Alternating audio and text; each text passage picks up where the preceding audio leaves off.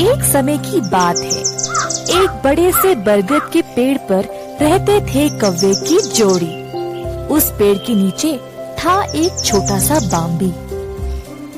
एक दिन एक बहुत खतरनाक कोबरा सांप उस बाम्बी में रहने आया। इस सांप की वजह से कौवों को काफी संकट झेलनी पड़ी।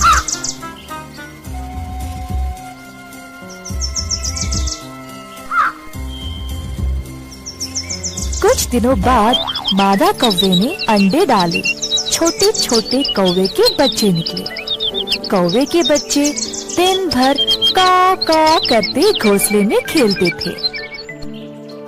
एक दिन माता पिता कौवे दोनों बच्चों को घोंसले में छोड़कर खाने की खोज में उड़ चले। उनके जाते ही कोबरा सांप धीरे से पेड़ चढ़ने लगा।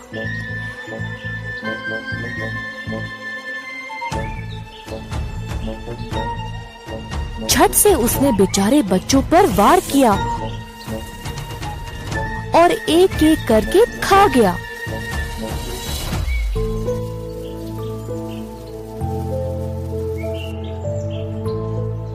शाम को जब कौवे वापस आए तो देखा कि बच्चे गायब थे।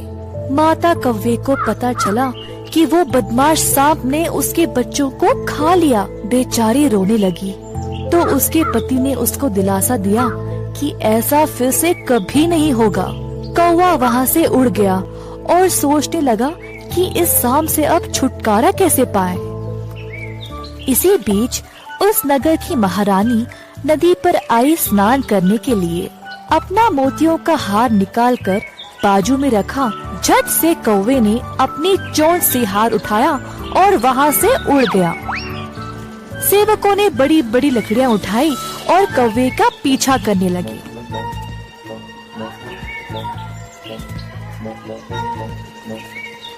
कौवा था बहुत चालाक और सेवकों को सीधा पेड़ की ओर ले गया। जल्दी से कौवे ने हार उस बाम्बी के अंदर डाल दिया। अंदर कोबरा सांप आराम से सो रहा था। रानी के सेवक हार को बाम्बी के अंदर से निकालने की कोशिश कर रहे थे। अंत में उन्होंने लकड़ी से बाम्बी को तोड़ ही डाला। कोबरा सांप जल्दी से बाहर आया तो रानी के सेवकों को देखा। उनको देखकर सांप डर कर भाग गया और कभी भी वापस लौटकर नहीं आया।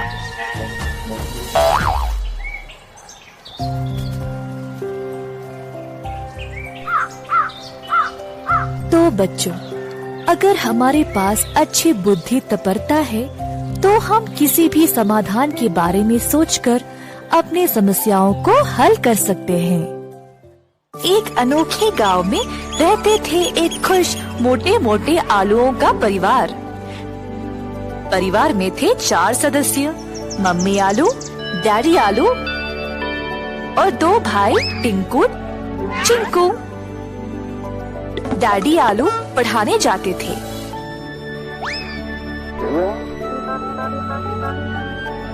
और मम्मी आलू जड़ी बूटियों की दवाई बनाती थी। टिंकू चिंकू का ख्याल भी रखती थी। टिंकू चिंकू रोज साथ साथ खेलते और जब जरूरत तब किसी की भी सहायता करते थे।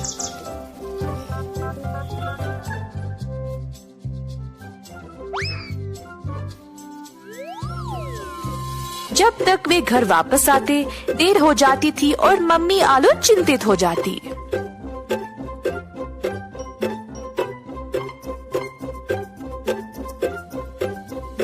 एक दिन टिंकू चिंकू खेलने निकले। जल्दी थकावट की वजह से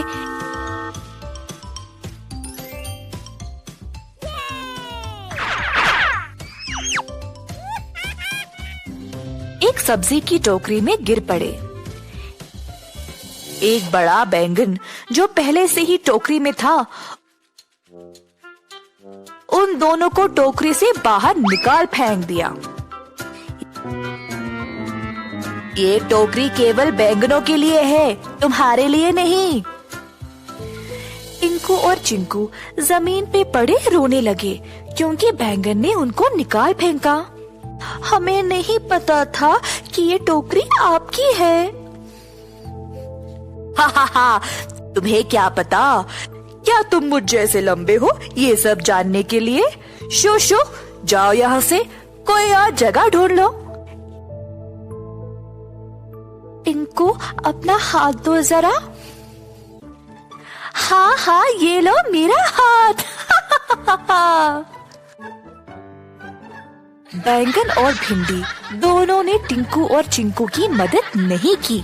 टिंकू चिंकू दोनों रोते रोते घर वापस आए। मम्मी आलू ने दोनों को रोते हुए देखकर पूछा कि हुआ क्या। टिंकू चिंकू ने मम्मी को सारी घटना सुनाई।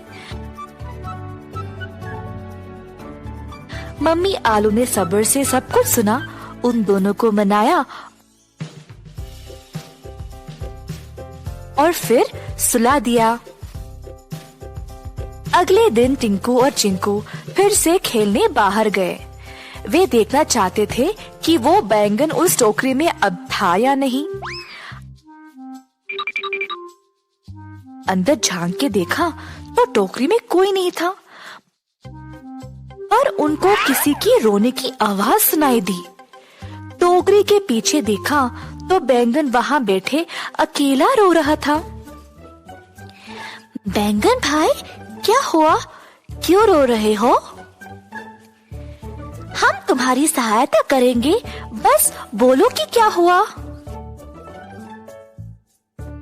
मेरी मैया बीमार है और मुझे नहीं पता मैं क्या करूं, इसीलिए रो रहा हूँ। फिर दोनों आलुओं ने बैंगन के साथ उसके घर गए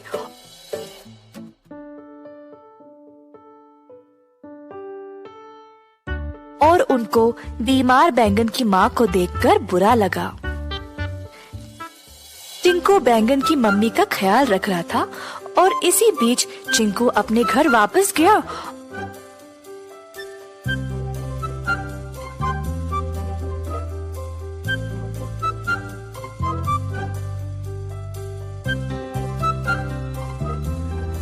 और उनके लिए एक उचित दवाई लाई।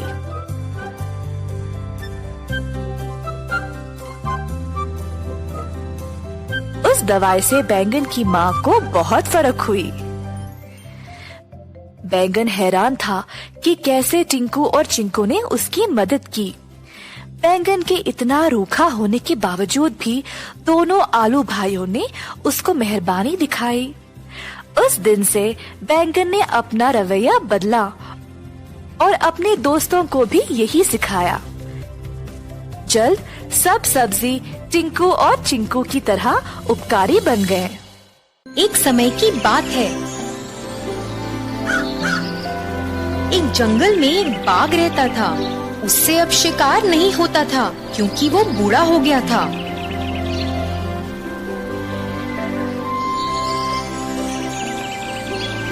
एक दिन जब वो नदी के किनारे गया तो उसे एक सुनहरा कंगन मिला। इसे तो मैं अपने साथ लेकर जाऊंगा और ये मेरे काम आ सकता है, उसने सोचा और उस कंगन को लेकर बैठ गया और खाने का इंतजार करने लगा। एक यात्री नदी के उस पार था। उसे देखकर बाघ बहुत खुश हुआ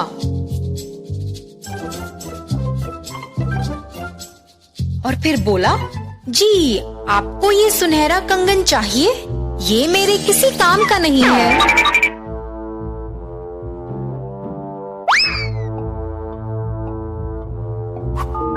ये सुनते ही वो सोच में पड़ गया।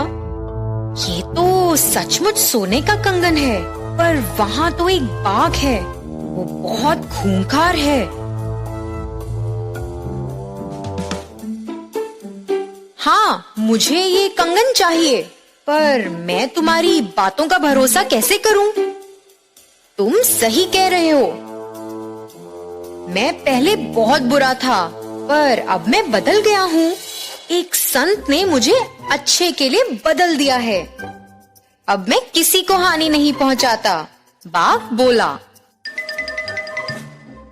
मगर अगर मैं वहां आऊंगा तुम मुझे सूंघोगे और फिर संत को भूल के मुझे खा जाओगे। यात्री बोला, हाँ, मगर मुझे तुम्हें खाना भी हो तो भी मैं नहीं खा सकता, क्योंकि मैं बूढ़ा हो गया हूँ। तो तुम डरो मत, यहाँ आओ और इस कंगन को ले लो। बाघ बोला। ये सब सुनकर यात्री ने सोचा कि वो नदी के उस पार जाकर कंगन ले लेगा। यात्री नदी में गया और जाते ही बीच में फंस गया और फिर मदद के लिए बाघ को देखते हुए चिल्लाने लगा। फिर एकदम वफादारी से बाघ बोला, हे भगवान, तुम तो फंस गए, मैं आता हूँ और तुम्हें बचा लूंगा।